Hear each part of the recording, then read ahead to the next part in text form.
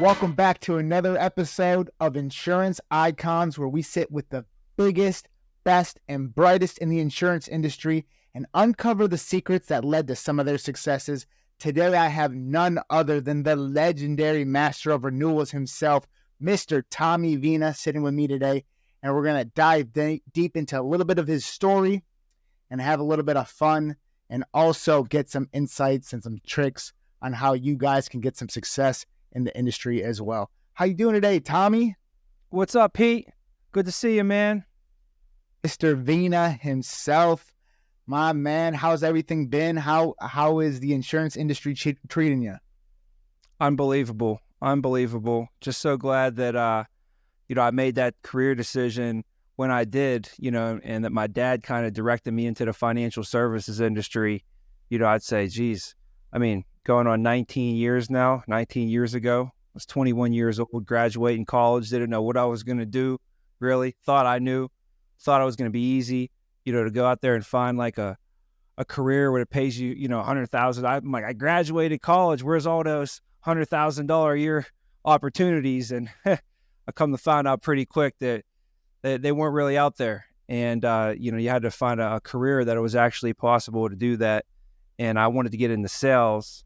So my dad figured if you're going to be selling something, get into the financial services industry, and then you learn a lot along the way as well, Yeah, I was actually going to ask you a little bit about that. So that's how the story began. You were getting out of college, looking for your next career, and you got some advice from your dad. Sure. Yeah. Well, in college, I studied economics, and I always wanted to know kind of where the money was going, how it was flowing through the economy.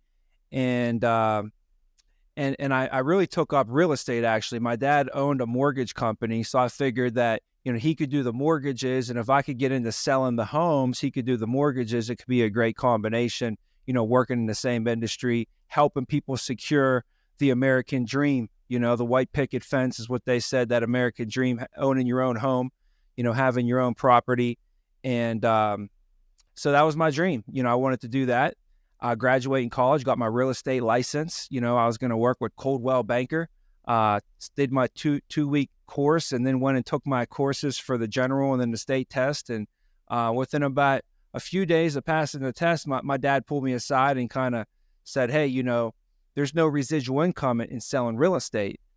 And I said, okay, what do you mean by that? And, he started talking about, what residual income was. And where he explained it to me, it really made sense. He's like, it's where you can do something one time, but you can get paid over and over for it residually without having to do anything else. And I said, well, where do you do that? And he's like, like in the music industry, like someone goes into the studio and they'll record a song, and how many times do they record that song? They make one recording of it. That's it. Every single time that song gets played, guess what? They get paid. And he knew at the time I couldn't sing. He's like, and I know you can't sing. So there's another industry that you can get into, and it's called the financial services industry. And every time you help a client and you help them financially, you also can help build yourself and your wealth financially. So the more that you help others, the more that you can help yourself. So he directed me into that industry. And, I spent 3 years studying as a financial advisor, worked, Series 7, Series 66, life accident health, retirement planning counselor, studying everything I could about investments and retirement planning. And I worked with, clients. I built 300 clients over those 3 years that I was working with. And I had to make a career decision to leave that career and that company and come to American Income Life, Globe Life. And that was back in 2008, which, like I said, now if you look back at it, it's 15 and a half, 16 years going on with this company here, which is the greatest company on planet Earth.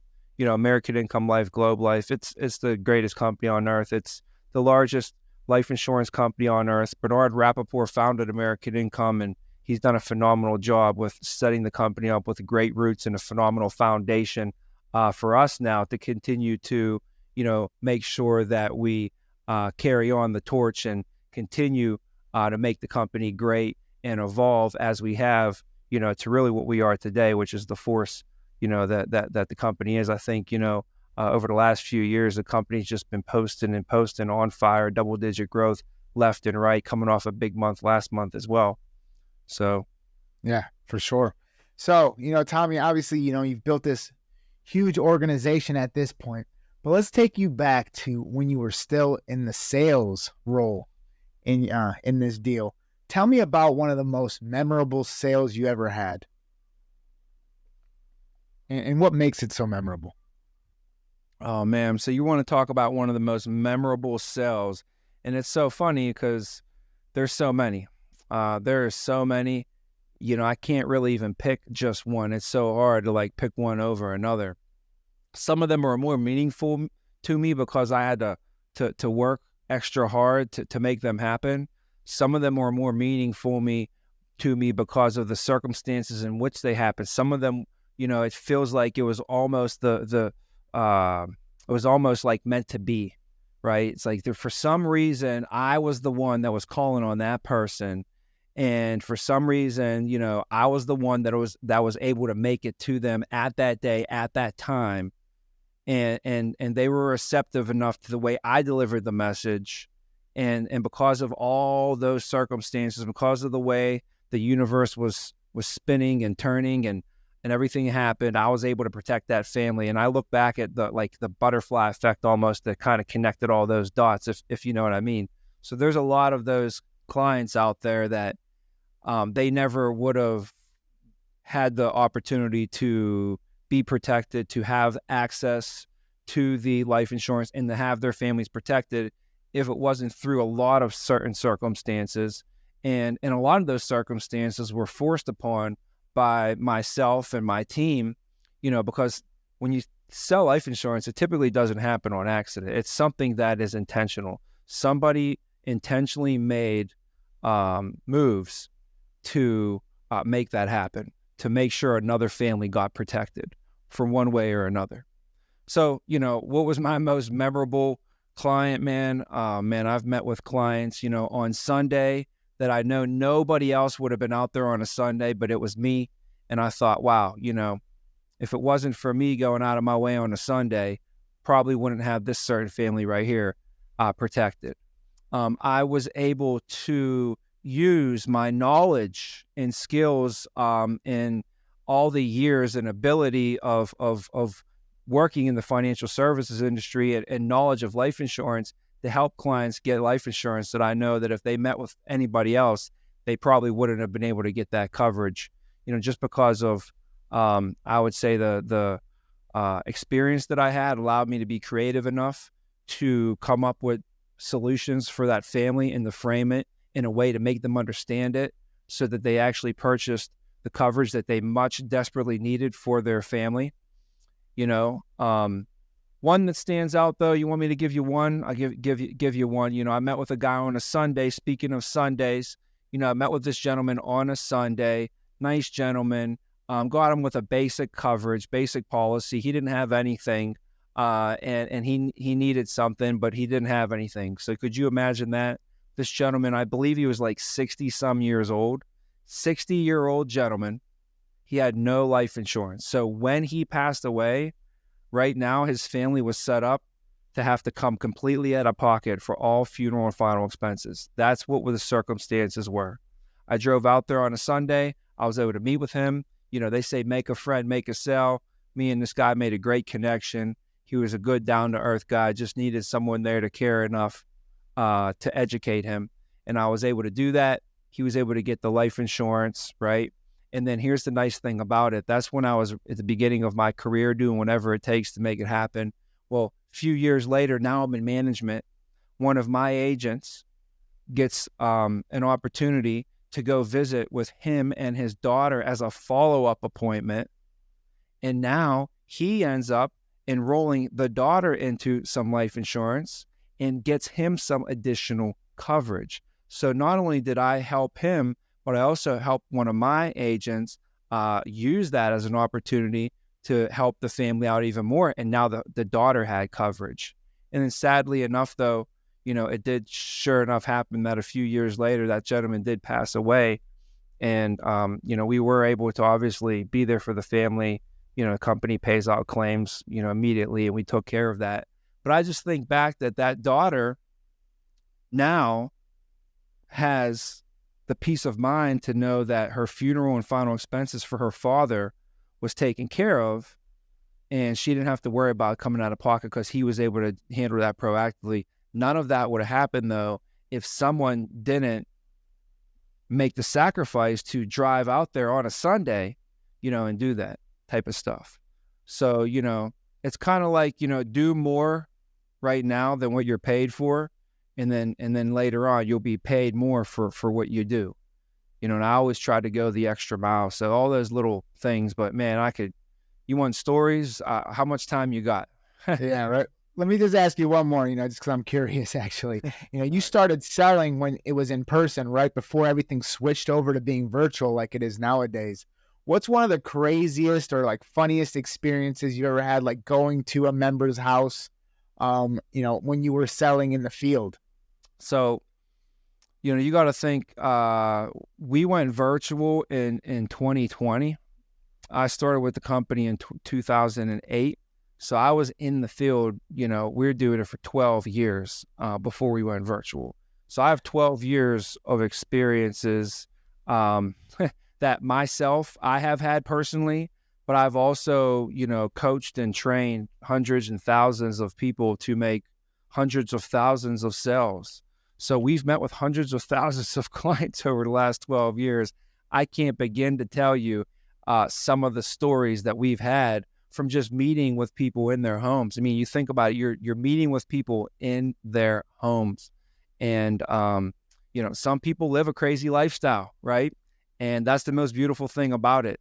I love being in the people business. I love being able to learn and meet other people. And, that's kind of makes you who you are today. Who you are today are pretty much a combination of all the people that you've spent time with, all the books you've read, over the last few years, experiences that you have, so man, some crazy, off the wall experiences. I've pulled up to a house before and I was ready to meet with the family, and the dad comes out and busts the door. He's like, listen, man, sorry, bad timing. Dog in the back got into it, porcupine. He got things, the quails, the porcupine got him, right? So their German Shepherd had these things all in his snout, and I had to take him to the vet, right? So I go in the back and help him get the dog into the car, and obviously, reschedule an appointment to the next day. But that was obviously a good story. I was with a trainee. I was training one of our new agents, and I taught them. I said, hey, if they, want to show you some of their cool things that they're proud of, you always want to check it out. So this lady had a nice little, the whole presentation. The whole time we're doing a presentation, all you hear is this rooster, couple of them. These roosters are just like crowing, like cock-a-doodle-doo, just like you would see in a cartoon in a movie. And we keep hearing like, what's going on? She's like, oh, that's just what did she call it? It was a boxer's name, Rocky. She's like, oh, that's just Rocky the rooster, And we go in the back afterwards. She's like, you want to meet him? I'm like, yeah, I definitely got to meet Rocky. He's been hollering the whole time. Let's go meet him. We go in the back, and I'm like, oh, look at Rocky. Soon as Rocky sees the trainee, starts just attacking the trainee. This trainee's running around this lady's backyard, and this rooster's chasing him, and he ran through the gates. It was pretty hilarious. We've had so many situations. I can't even tell you, man. And God bless going virtual, huh? Yeah, definitely. No more getting chased by roosters, So, Tommy, you've been an award-winning leader in this industry for so many years. Obviously, to build an award-winning organization, you have to recruit some people, right? And you got to recruit some top talent. What tips would you give to some of our viewers around recruiting? What are some of your tips and tricks that you've used to kind of find some of the top talent, and how did you attract them to your business?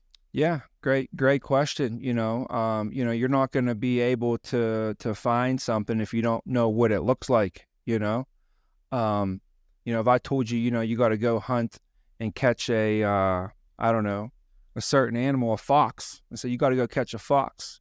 You never seen a fox before in your life. You don't even know what it looks like, right? Like you're running around like, how Tommy told me to go catch a fox. I don't even know where they live. I don't know where they live. I don't know where to find them. And even if I knew where they live, I don't know what they look like. So you need to know what you're looking for. You need to know what that looks like, you know?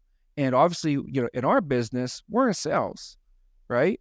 And in sales, the first person that you got to sell is you got to be able to sell yourself to somebody. They got to buy you before they buy anything else. So, you know, when you're looking for people that you think would be good in your business, right? I think the first thing you got to do is you got to think to yourself, am I buying this person? Because if you don't buy them, then nobody else is going to buy them either. If you can't see yourself spending a day or a week, you know, hanging out with this person, you know, working with them, I wouldn't want to, you know, move forward either. But, you know, some tips is just, you know, number one, know what you're looking for. Number one, you got to know what it looks like. Like I said, if you don't know what a fox looks like, you're never going to be able to catch one, okay? Number two, you got to be fishing in the right pond. If you're recruiting for a certain type of person, then you got to make sure you're recruiting in the right areas to find that person. If you're looking to recruit a salesperson, then I would try and get into areas where there are salespeople. And I don't know, a mall is a great place to start. A lot of retail salespeople there, you know. If you were to look on the internet, I would look into maybe more of sales resumes, right? I would tell people up front. Number three, the third thing we would do is you tell people up front exactly what you're looking for, you know. That's the easiest way. If you're going to catch the certain type of fish, you got to have the certain type of bait. So if you're in the right pond, that's the first place you got to be. You got to be in the right pond. If you're going to catch a big fish, you're going to have to get in the right pond. If you want to catch a shark, you're going to have to get into the ocean, right? But then you got to have the right bait. You got to have the right bait. So your verbiage got to be on point, and you got to be very clear and concise and upfront with what you need and what you're looking for out of that person that you're trying to, you know, bring into your organization, you know? So I always say it's a 3-part program. You know, first thing you got to do is you got to find the right people. Next thing is you got to hire them the right way. So I can't bring you into the organization or into my team without letting you know what the expectations are on this team, right? And then we got to be on agreement. Everybody's like, yeah, that's what I want too. I want to be a champion. These are the things that you stand by. Yes, this is what we stand by. And when we do this, we're champions. He's like, I want to be on that team. She says, I can stand for those things. So now we have that agreement. And then the third part is we got to give them the right training, you know? So, you know, in our business, man, we go 110% in the training process, you know, and we expect people to, you know, go 110% right back. Your first 90 days in the company, we treat it almost like a boot camp where we want to prepare you for success. We want to prepare you that when you get out there in business, and business is a war, business is a fight. If you're going to be opening a business for yourself, starting a business, being an entrepreneur, get ready for a fight. It's a battle every single day, you know, so we got to do the best we can to prepare you. In the first 90 days, we give it 110%. Our trainees, we expect them to give it 110% back. And everybody says, how do you give it 110% when 100% is pretty much all you can give? And it's like football. You don't run 100 yards down the field. You got to run 110 because you don't want to run to the goal line and stop. You got to run through the goal line. So your aim should be running 110, running through the back of the end zone, not slowing down or just running to the goal line and stopping. You know, because we don't get paid for 99 yards when we don't get paid for 99% in the business. We got to go all 100. You know, in order to go all 100, we got to run straight to the back of the end zone, you know? I feel it. You know, Tommy, it's one thing to build yourself, you know, to be able to produce millions of dollars of income. But it's, you know, it's something special to be able to produce someone else to that same level of success. So tell me about the first individual that you were able to develop and train to be able to become a millionaire. What were some of the challenges? What were some of the successes you guys had together? And what's it like now to be able to look at that individual and see all the success they're having? Yeah, man. Once again, you know, there's so many individuals over the last few years that we've been able to, you know, introduce to the company There's people that literally have no business being in this business, and now they're rocking this business, owning the business, and this business is their family business. They're telling me they can't wait to pass it on to their kids one day, right? People that are earning hundreds of thousands of dollars a year in residual income before even waking up, millions of dollars a year in overall income now. But let me tell you, you want to know what it was like at the beginning, right? You know, some of these individuals, like I said, they had no business being in a business. And it all started with somebody having a conversation and introducing them to Opportunity Unlimited. You always got to remember, if someone didn't call you, you would not be in this company. You would not have this opportunity. And if someone didn't put their arm around you, you know, and care for you, you probably wouldn't have made it.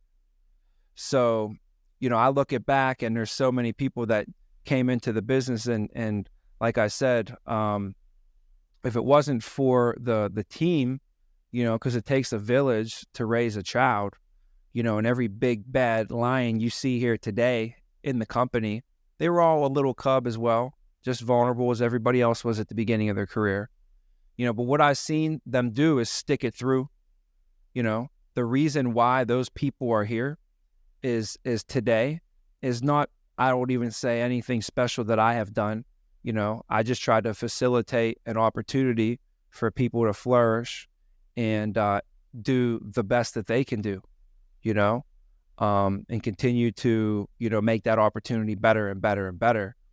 You know, but however, what I've seen those people do today that are really successful, that have started with us, like I have many people I could think that have come right out of college, never sold anything before in their lives. And now they're leading sales teams 4, 5, 6 years later. And not only themselves are successful, but are leading many, many other people very successful in the business as well.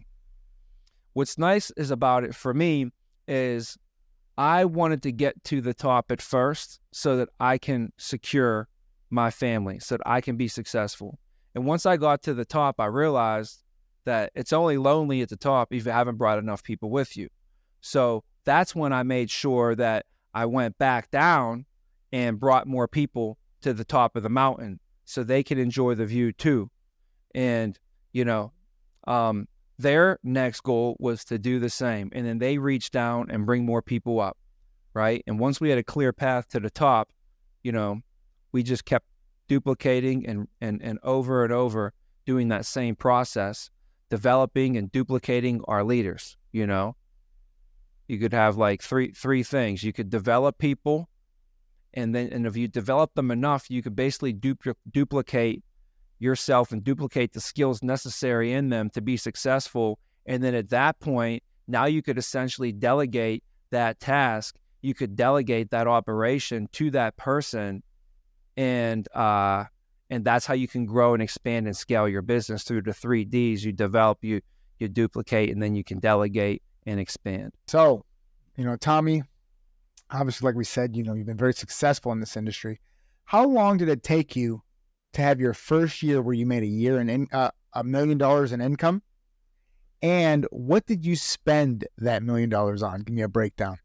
Oh, man. So I think most people might know this story, but, you know, I started in 2008, and in 2012 was the first year, you know, that we cleared pretty close. It was like 937. And after that, we set the tone over that second comma. But as far as that goes, you know, 2012, I didn't know what to do with myself. And I was in Pittsburgh, and I also had another gentleman that was working in Pittsburgh with me. And he was also experiencing a lot of success as well, Mr. Justin Adams. And that year, Justin and I are famously known for going to Ross Park Mall every single week, pretty much, and keeping them in business pretty much. We pretty much paid to keep the mall on and the lights on in the mall and everything. Everybody was paid pretty good for just Justin and I going to the mall that year. Yeah, I can't tell you how much stuff. We bought everything black and yellow, Pirates, black and yellow shoes, every type of dress shoe and tie and these crazy dress shirts and everything they had at Nordstrom. We had personal shoppers from Nordstrom calling us every week. It was pretty much out of control. And I learned a valuable lesson. A lesson to the young is when you start making great income, do not go to the mall and spend $2,000 a week. Okay? That's just my piece of advice. I would not start doing that. Okay? Trust from experience. You know what I mean? Not as worth it as and cool as it was fun, man. It was definitely fun, buying all the clothes and, getting all that stuff. But literally I lost half my David Yurman bracelets. 2 watches are gone. I lost half the stuff, literally. Movado watches, all the stuff's gone, so. How long did it take you to get up to $100,000 a year in residual income? And what did that help? What type of bills or expenses did that help, facilitate for you? Sure. So, just to say that year that I did make, that year when we went to Ross Park Mall every single week, I'll tell you, it was a nice year though, because I was living in an apartment and we were able to transition from the apartment to a townhouse. And that was the same year that I had my son. So everything worked out perfectly. I grinded for 4 years, kept my head down with this company, 3 years with Ameriprise, 4 years here. That's 7 years straight of grinding out of college in a row. Now all of a sudden, boom, you're 28 years old and now you're making crazy income. I was able to buy that townhouse. I was able to get myself an Escalade. I needed a safe car to drive my son in. I got my wife a brand new Lexus RX 350 F Sport. And then I got my mom the same one, got a white and a black one. And then we were able to get a Maserati that year as well. So yeah, that 2012 was a great year. But for the first 4 years, I'm living in an apartment, just grinding. Nobody saw anything. And then boom, on the 4th year, it all happened like that. So one thing that did help though is over the years, we have residual income. And after about 4 years, my residual income was about $4,000 a month.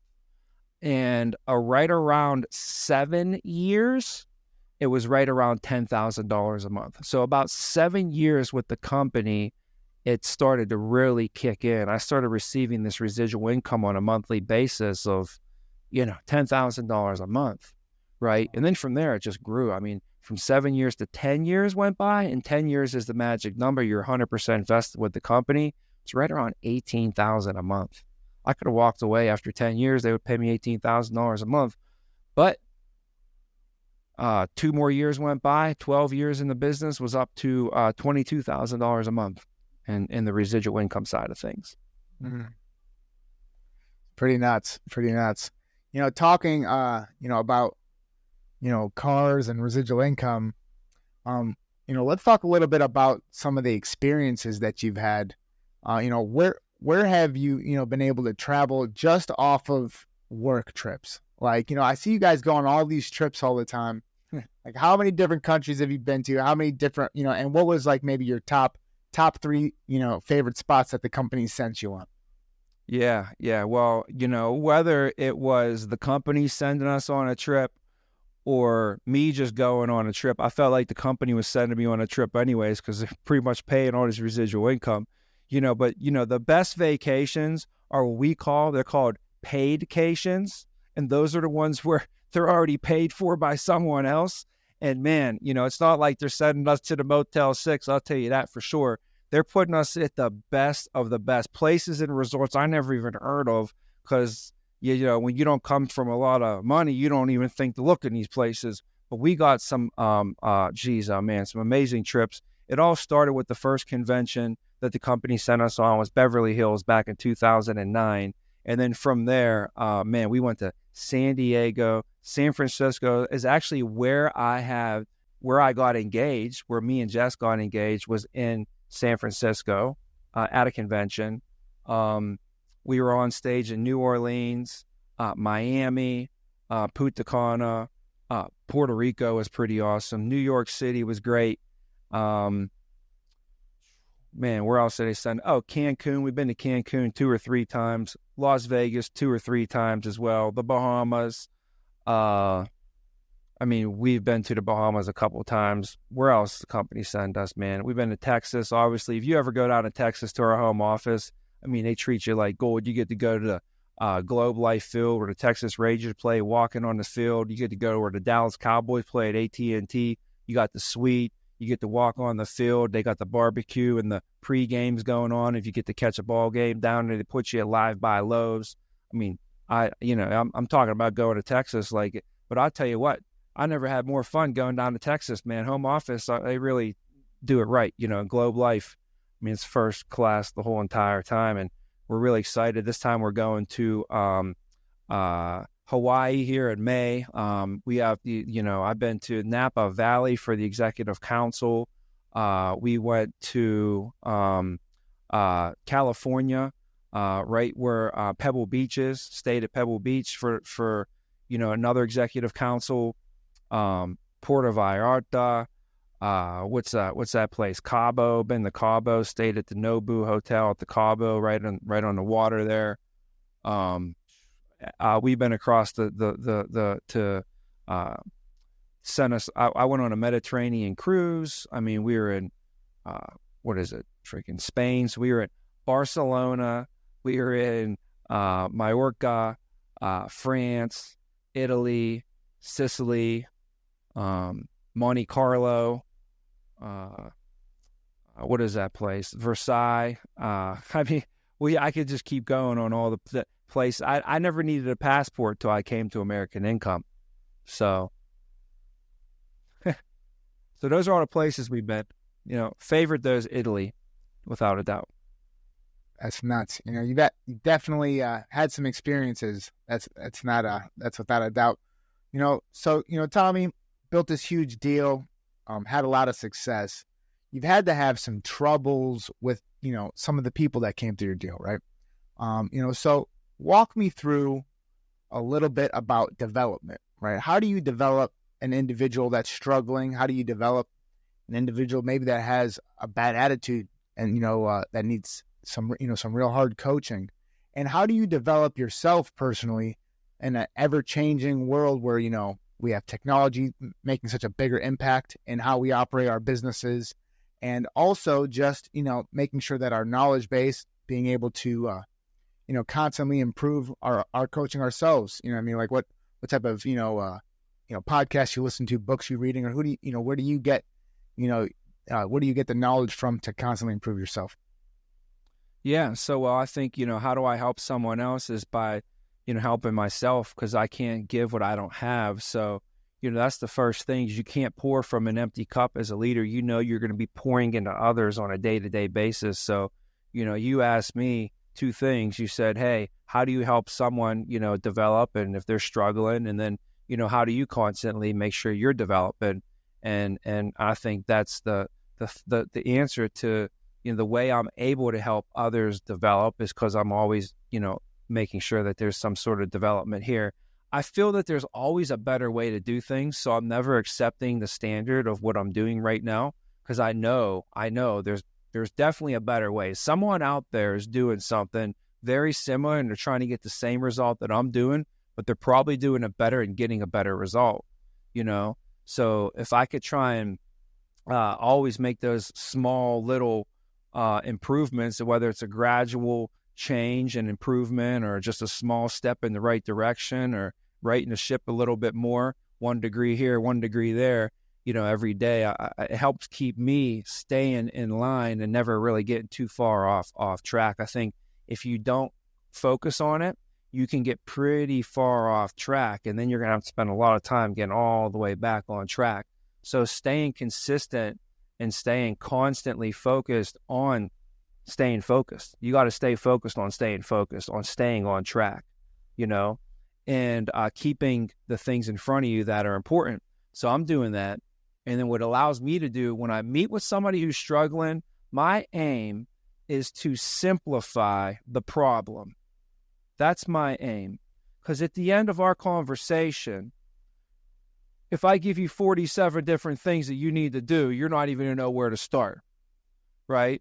But if we can find out the core root of the problem and then simplify the solution to one thing, like what's the one thing that we can do right now to help fix this problem? Forget all that other stuff. What's the one thing? And you might find out there isn't one thing. There's probably 3 or 4. Okay, well, let's figure out and reduce it down to the minimum amount of things. If it's just 2, great, but it can't be 22. We got to simplify it and then prioritize. So if there's 4 things that are going to help solve this problem, what's the number one thing, though? What's the number one thing? So I think anytime someone's having trouble, it's really, let's remove all this noise. Let's reduce it down and simplify it to the most easiest thing to understand, the simplest thing to understand. It might not be an easy thing to do. The answer might not be an easy thing to do, but it's a simple concept to understand, right? For instance, I was talking to a gentleman who told me that he talked to his grandma, who's 97 years old, and told him that he's starting to work with us. So this new guy is working with us. He's all excited, and he goes to his grandma and says, "Grandma, I started with this new company, and one of the philosophies that they talk about is just, in order to be a winner, you can't be a quitter." He said, just outlast everyone. Just outlast them, right? And I got that advice when I came into this company. They said, "Tommy, it's simple. Simple. All you got to do is just outlast. That's all you got to do, just outlast." Simple, right? But not easy? You think that's easy? That's not easy at all. But it's easy to understand. So this lady said that she lived in like Germany. There's a big war going on, right? And the only way that town survived the war, because everybody was running. She stayed. Her and all the people in the town stayed. And that town is still there to this day. And she said the only reason that we're there is because we just outlasted everybody. When things got hard, we just outlasted them. So, Eric Giglione, he always says, outlast the bastards, right? And that's what I was telling him. I said, that's really all you got to do is just outlast the bastards. Just be here 10 years from now. Just be here 20 years from now. Sounds simple. It is. Not easy at all. You know what I mean? That's an example right there of what you got to do, though, is you got to break it down for somebody and say, what's the most simplest thing? I'm a numbers guy, so if I can reduce things to a number that on a weekly or day-to-day basis we can focus on and keep it simple, for me, makes it a lot easier to understand, So numbers, breaking things down in the numbers as well, reducing things to something simple where somebody can actually walk away with something tangible. And then if it does come down to executing a certain task, then you have to also follow up with implementing the proper training to get it done, overdoing it with the training to where they're sick of you going over it with them. You've gone over it so many times with this person that they can recite it back to you verbatim. They're like, listen, I got it. I heard it so many times, to where you don't practice something till you get it right. You practice something till you can't get it wrong, right? That's where you get, and now there's no reason why they can't execute, fix the problem, whatever it might be, So, but it takes time and care. What advice would you have for a newer agent, or maybe someone considering, getting into a leadership role? Maybe they're a producer. What advice would you have for them to be able to, achieve some of the same successes that you've had? Yeah. I like what you said, what you're saying with the 4-year thing. You know what I mean? Yeah. Look at the first 4 years. You may be really successful in that first 4 years, but don't make that what your goal is. Make it to learn and develop yourself as much as possible. Yeah. So, I mean, basic advice, if someone is brand new in the industry, there's so many different things that go into being successful. Just like any great recipe, it's really not just one thing. It's all in, all the right recipes going in and cooking it all up the right way. But one thing is just make sure that you surround yourself with the right people. 99% of your success is going to be around who you surround yourself with, and having the right mindset on a growth mindset versus having just a fixed mindset, and looking at your career as a long-term career. And when you make a career decision, that's like almost like a marriage in business, right? And you want to make sure that this is where you are here 10, 20, 30 years from now, and you will be successful. They told me when you start in the insurance industry, the biggest thing is just be there 20 years from now, and you'll be fine. But it starts out in the beginning. I would take a look at your first few years, your first 4 years in the industry. I would look at it like almost going to college, and you might have a lot of success in your first 4 years, and that's great. But it's not all about that. It's really about the learning and the experiences and the growth that you have personally, and also in the business as well, as a business person. And then I would go a little bit further, though. And after I graduate with my 4-year degree in this business, I would say, you know what? Let's take it another 2 years. Let me go get my master's degree in the business. Now you've been here for 6 years. Now you got your master's degree in the business. You're going to start to feel a lot more confident. Things are starting to come together. And then I'd say, you know what? Let me take it another 3 or 4 years. Let's go 8, 9, 10 years in the business. And let me get my doctorate's degree, right? And when you do that, you can start to expect to earn doctor-type income, in the industry as well. So having that long-term mindset is absolutely huge, Valuable information, baby. Hey, thank you so much, Tommy. I had a great time sitting down with you on Insurance Icons today. It's no wonder why you are an icon in this industry. Everyone, please go follow Tommy on Instagram at Tommy Vena. Follow his organization, Vena Organization. If you're interested in getting an industry, if you're not in it yet, or maybe if you're in a company that's, maybe not, where you feel like you're a good fit in, reach out to Tommy. I'm sure he'd love to have a conversation with you if you'd be a good fit. Thanks again, Tommy. And thanks for being an icon, brother. Yes, sir. Thanks for having me, man. Appreciate it. Yes, sir.